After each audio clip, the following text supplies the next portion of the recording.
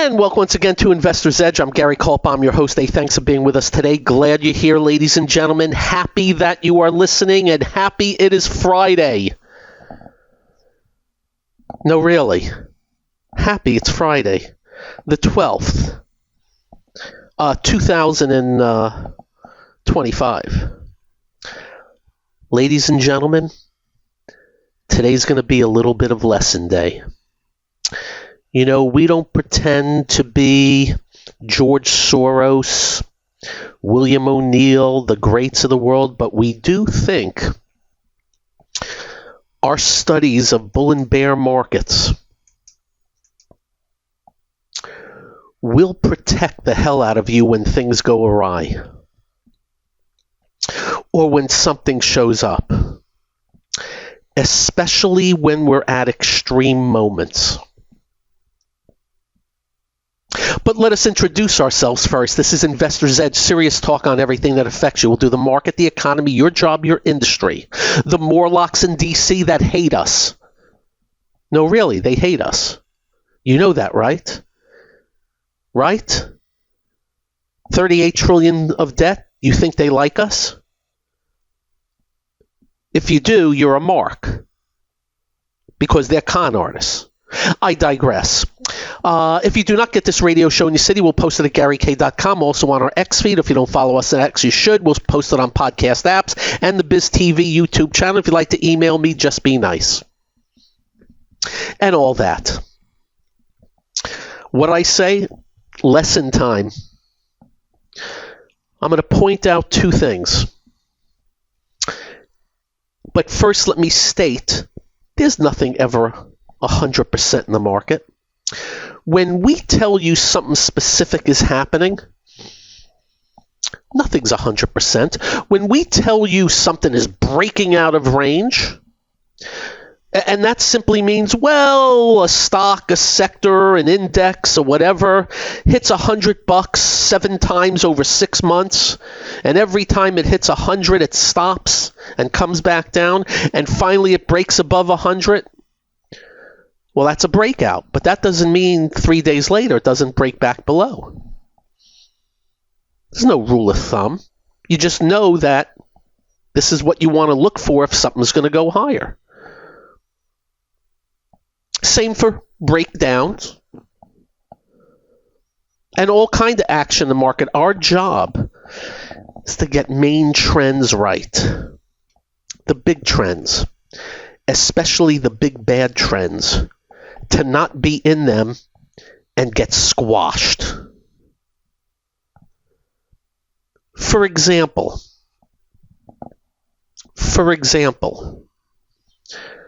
what's one of the things we did for all of you in the last, 2 months, 3 months?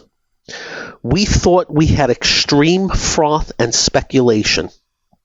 We even highlighted the areas, and it wasn't hard. Drones, space, robo-everything, nuclear, quantum, and the latest one was the rare earths. And we just stated to you, I just want to let you know that most of them have no sales or very little sales, and most all of them lose a ton of money. And by precedent, not president, but precedent, we had said to you, if nothing changes, which simply means if nothing changes and they still have no sales, if nothing changes, when the music stops and there's no chairs left, they're all going to go back to where they came from. Within weeks, they all crashed. We did not know the timing. We don't know when. It just so happened they've all crashed. Some down 70%. And that's what we mean by not necessarily the timing, but outcome.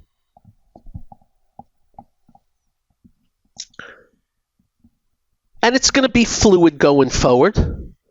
But if nothing changes, they're all going to go back to where they came from. By the way, some have already.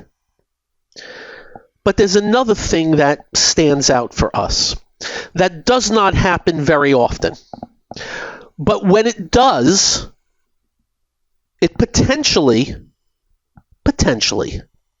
is a sore thumb.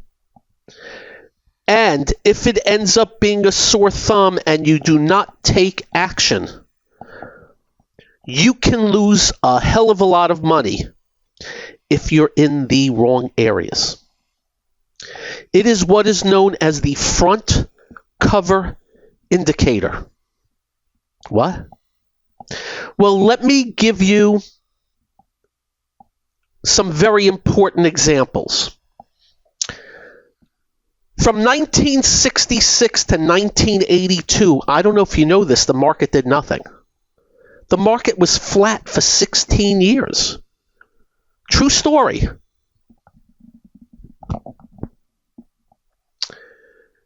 And towards the end of the 70s, there was an article, front page, The Death of Equities. I believe it was late 79. As soon as they put it out, the market rallied up over a few month period, but then came down and touched where that article came out, and in 82, a new grand super cycle. Death of equities. In 2000, or late 99, there was John Chambers of Cisco Systems on the front cover of Time. For instance, also on the front cover of Time, my good friend Jonathan Honig sent this to me, was the big deal. You know what that was? AOL Time Warner deal with both CEOs on the cover smiling. And in case you don't know, the stocks crashed. You see, the front cover indicator, especially when it comes to non-financials, non-financial media like Time or Newsweek, once they are reporting on it, everything's already made a big move, both up or down. Does not mean the trend has to change. We're just letting you know it's usually at a very important juncture or getting close to it. You see, if a stock goes up 30-fold and all of a sudden Time Magazine or Newsweek or whoever has a front cover and a big article touting it and shouting it and interviewing the CEO, what you need to know is the only reason they're doing that is to sell the magazines because it's a hot topic because of how good the stock has done. You catching where I'm going? So, this week,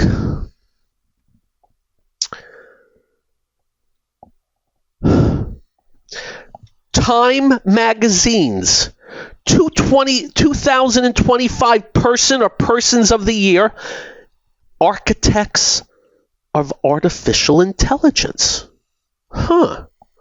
I have news for you. I have my ear to the ground. I didn't know what the hell artificial intelligence was 18 months ago. What the hell is that? Did you ever hear of it? I didn't. Not a lick. But of course, in the last 18 months, the noises got louder and louder and louder and louder and louder. And by the way, we're not poo-pooing it.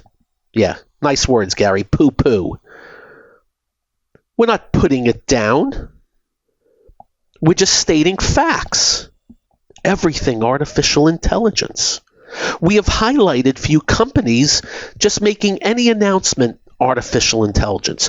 Companies getting involved, artificial intelligence. Disney, $1 billion to open AI for artificial intelligence for their characters. Like, I ask myself, why do they need that? But I digress again. You can't turn on the TV. You can't go online without reading about artificial intelligence. Up next. You'll get it. Thanks for being here. I'm Gary. This is the one and only Investor's Edge. So,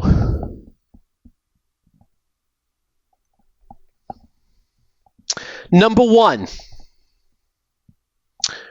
why did they name artificial intelligence people as the persons of the year? Because it's hot as crap. They want to sell magazines. What's the big talk of the town? Well, it ain't the New York Giants. It's not the disappointing Mets.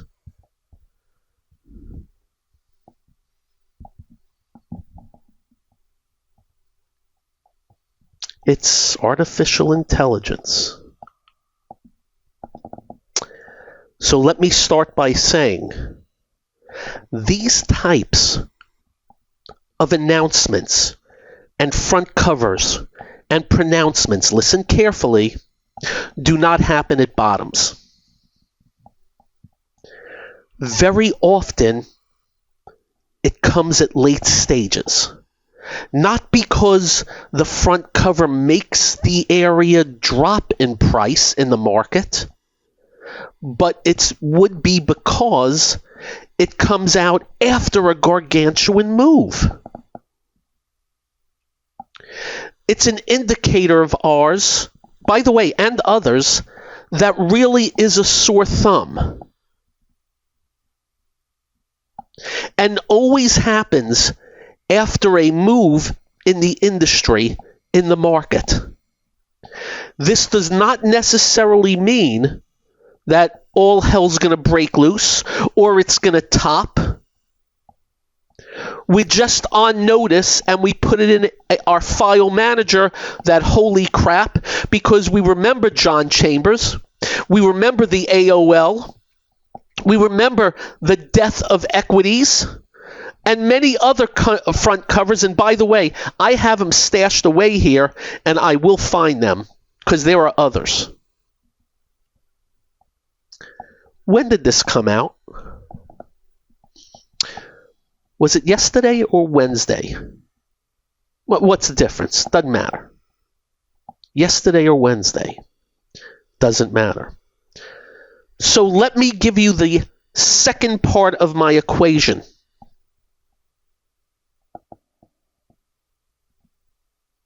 Second part of my equation. One of the technical indicators of a change of direction is when things start swinging wildly in the market. In other words, you're going down, you're going down, you're going down, you're going down. And then all of a sudden you have a big up day and a big down day and a big up day and a big down day and a big up day and a big up week and a big down week. Usually it means after you're going down, the buyers start picking up, get some strength, and the sellers peter out. What about going higher? Well, you drop big, and then you rally back up, and then you drop big, and you rally back up, and you drop big, and you rally back up. All this after a big multi-month, if not longer, move to the upside. Do you know what's been going on with a lot of artificial intelligence stocks over the last weeks? Those wide and loose swings. So we have this front cover, and by the way, do not shrug this off, combined with wide and loose, and we won't know what we came into today, but let me give you some, for instance. Leader, LITE, down $47 today, to 324. SanDisk down $35 to 206. Caterpillar, which is an AI stock, down 28. Celestica down 44 to 306. Broadcom on their earnings down 46 to 359. By the way, 10 to 20% drops today. KLAC down 52. ASML down 41. Seagate down 20 to 287. Western Digital down 10 to 176. Want me to continue? Fix down 57. The 9. By the way, it was down 100 at one time today. PWR down 28 to 438. Again, a bunch of 10 to 20s, but mostly a lot of 5 to 15s. We already know about the crash in Oracle as of recent. On big numbers, goes from 345 down to 190. Gags on earnings. We know about NVIDIA, which is topped out for now and can't get back above the 50-day moving average, even though there was some announcement on China that should have rallied things up. Then you have like data centers like VRT down 17 to 161, breaking the 50-day moving average. Robinhood breaking the 50-day moving average. Credo breaking the 50-day moving average. Amphenol breaking the 50-day moving average. BE breaking the 50-day moving average. The construction names hit hard today. The energy names hit hard. We're talking all artificial intelligence related. I can do others. I think I've made my point. So we're just letting you know.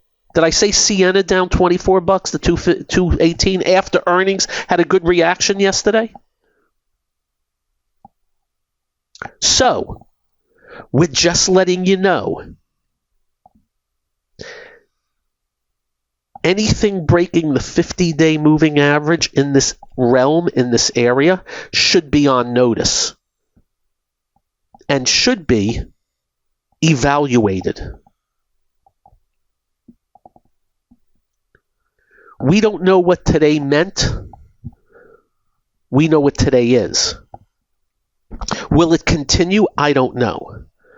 But wide and loose patterns, and we're going to show that in our webcast this weekend, combined with artificial intelligence, persons of the year. And I believe it's something that has to be paid attention to. And I want you to remember, very over-owned, very over-loved, very over-leveraged. Every freaking pundit that goes on TV is bullish on them when I'm like, what? There's a lot of things breaking down. So let's keep this in mind. You're on notice. To be fair, we had a big crash on DeepSeek early in the year. They crashed the AIs. They came back. You had a big crash under Trump's stupid Liberation Day tariff stuff. They came back. We're just later in the move. And now this. Up next. Got a lots to cover. Lesson day. This is the one and only Investor's Edge. And welcome once again to Investor's Edge.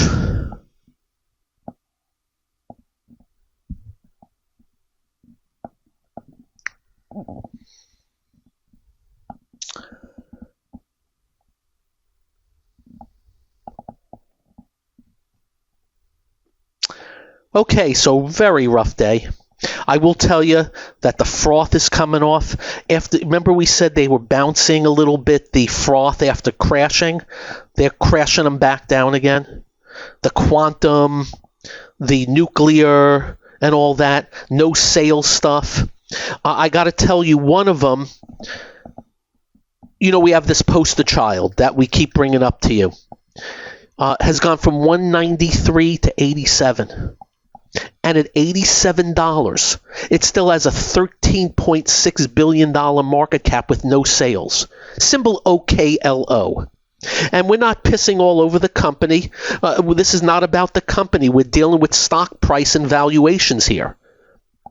It's nuclear. They have no sales. Now, supposedly they have contracts, and we're not going to argue that point, but we're letting you know it still has 13.6 billion market cap with no sales. The stock came from $10, and it's still 87.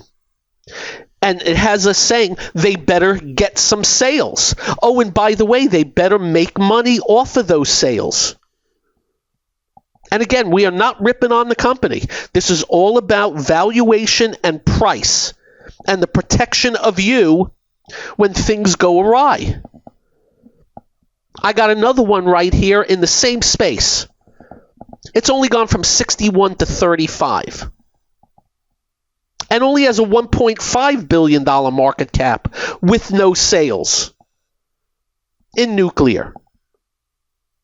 This is what we're trying to tell you. How about this one that's gone from 464 to 250? By the way, this one has sales. I'm not going to mention the rest of the symbols. And then you got this rare earth stuff. And again, we must take on the president on this because he keeps announcing we're doing these deals with rare earth and they keep bouncing up. These rare earth stocks with no sales. Well, I found one that just went from 100 to 56, and you know what's happening here at 56? Oh, $50 million of insider selling.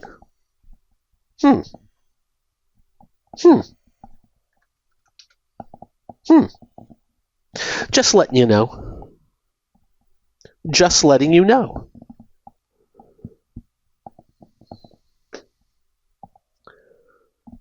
So the froth is coming off. Stay the hell away from it.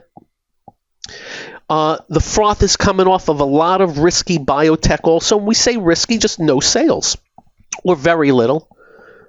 Lose a lot of money, companies. We be careful there. That's all.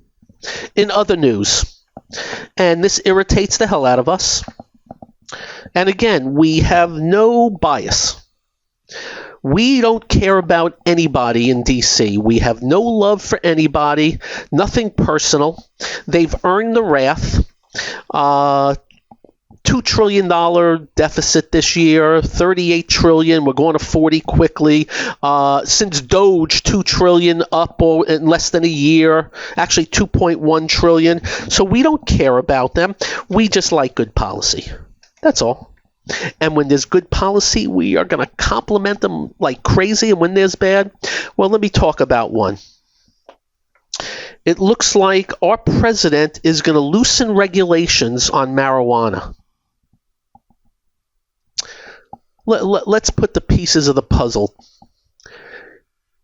They're knocking out boats that are transporting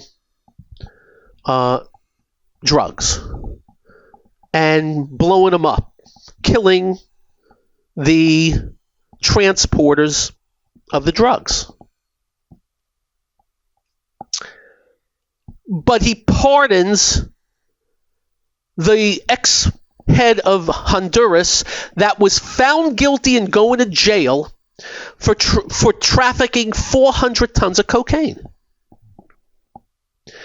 And now he wants to loosen restrictions on marijuana. So which is it? And I don't care what any of you say. It doesn't matter to me. Marijuana is not good for your health. That's all. So I don't get it. The inconsistency. Anyway, marijuana stocks had a strong day today. Oh, anyway, they're all down about 90 whatever percent since 19 when they told you how to own them. You ready for this? Tilray, I guess they did reverse splits, hit $3,000 in 2019. It was up $4 this week to $12. How about that? How about symbol MJ, and I'm pretty sure that's like an index, was up 42% today to $38. The high was $545 in 2018. I have no clue whether this is a one-off on the move today or not. I'm just letting you know the weed stocks had a good day today.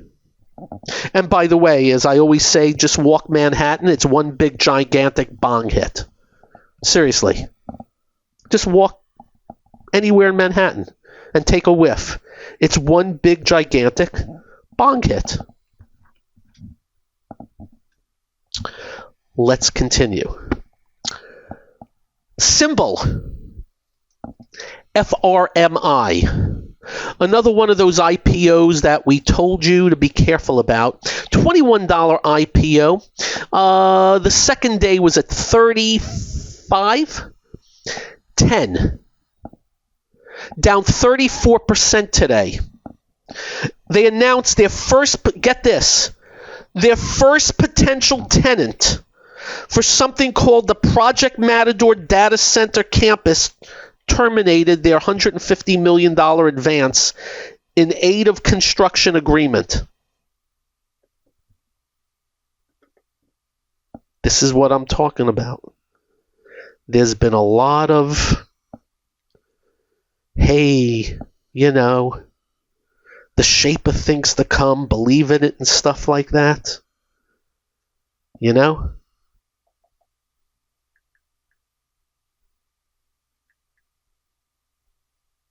We'll see how it plays out.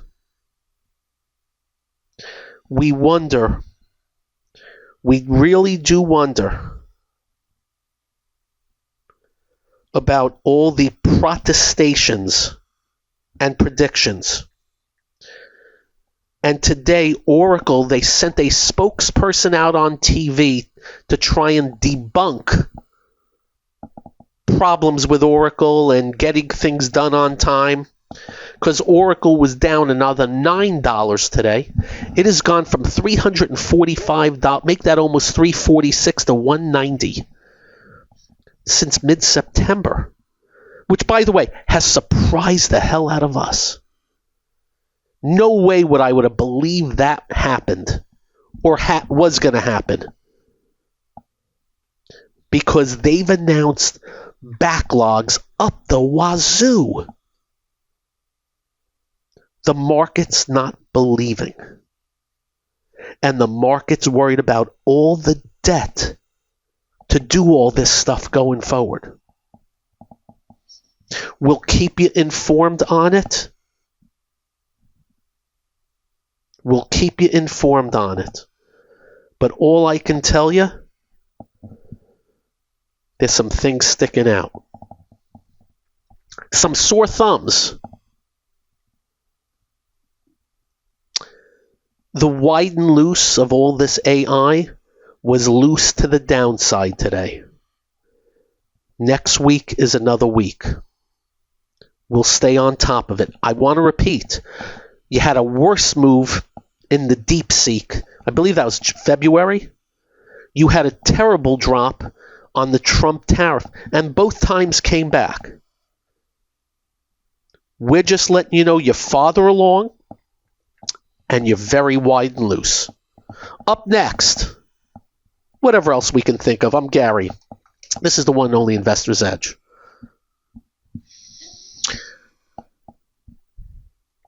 In other news, you know when we quote Warren Buffett, one of our favorite quotes, and I'm paraphrasing it, but it goes something like, it takes a lifetime to build a reputation and a minute to lose the whole thing. Have you read this, or are you watching this story about the coach, no longer the coach of University of Michigan football program? Holy crap. Number one, that's part, but also number two, what is our other little motto that you teach your kids? Never piss on prosperity. Here you got a guy that was assistant coach at University of Michigan, became head coach, making $6 million a year, Would you like to make $6 million a year coaching football? And what does he do? He's married, has 3 kids. He has an affair with his whatever assistant. And from what we are now being told, it was well known. And Michigan wasn't doing anything about it, supposedly. We'll find out. And now he's toast. Because the woman dropped dime on him, and then he threatened her, and now he's arrested, now he's threatening suicide, and they got him in jail, and who the hell knows. My goodness gracious. You know, we've had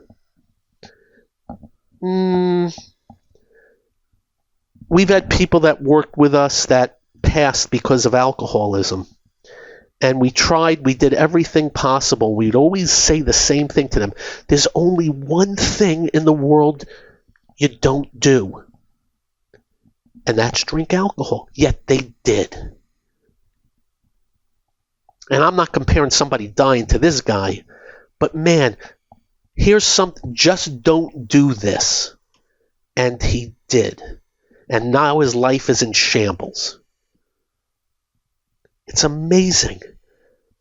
The lack of discipline. And by the way, we're not jumping up because addiction. I've watched it. I can't imagine the war people go through with addiction. It was a war. And I watched it firsthand. And nobody can do anything about it. We feel for so many. It really is a disease.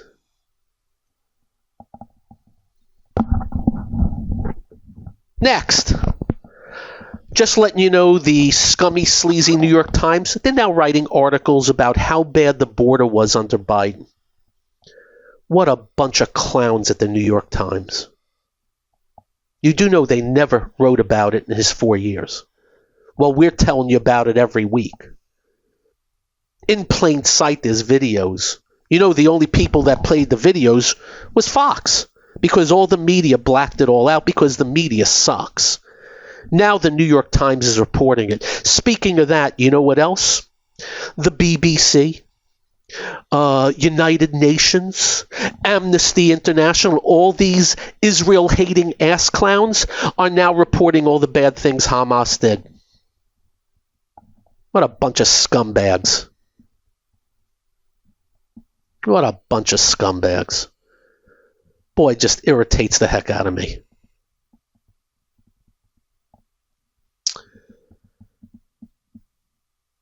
Late breaking news, which does not make your handsome and buffed host happy.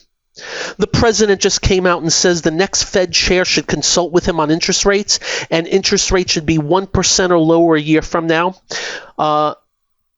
If interest rates on the Fed funds go to 1%, expect 9% inflation again. Just again. We nailed this for you. We'll nail it again. Inflation is a monetary phenomenon. It is the central banks that cause inflation with too much easy money. That's why we got what we got from Powell. He never got the blame because he's not elected. Of course, Biden put a little fuel on the fire with his moronic increase in the government. But you go take the Fed funds down to 1 while the market doesn't want it, they'll be your inflation, and then all hell's going to break loose. Unfortunately, the president doesn't get it. He's an easy money guy, and that will be look out below.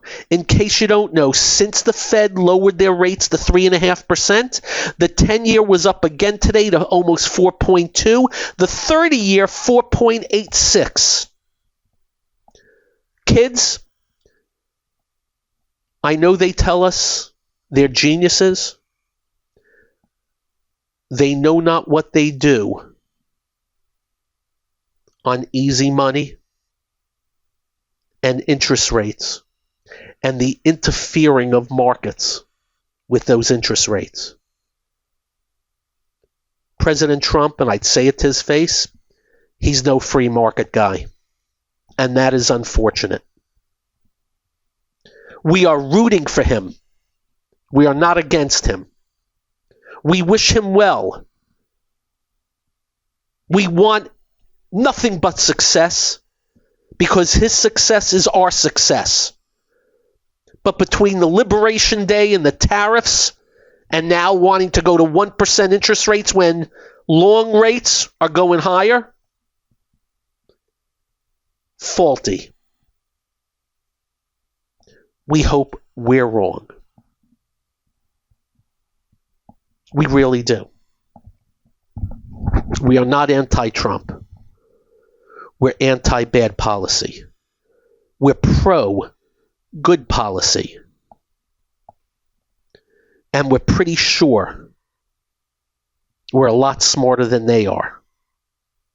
Because people in D.C. only want easy money because they think it's the end-all, be-all. Why do you think they're in so much debt? Our debt. Because it's the end-all, be-all. Debt and easy money, they think is what's a necessity. No.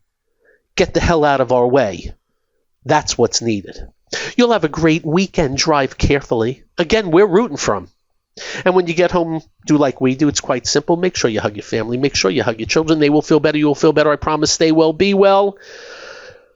Thanks for joining. Peace out, all. Good night.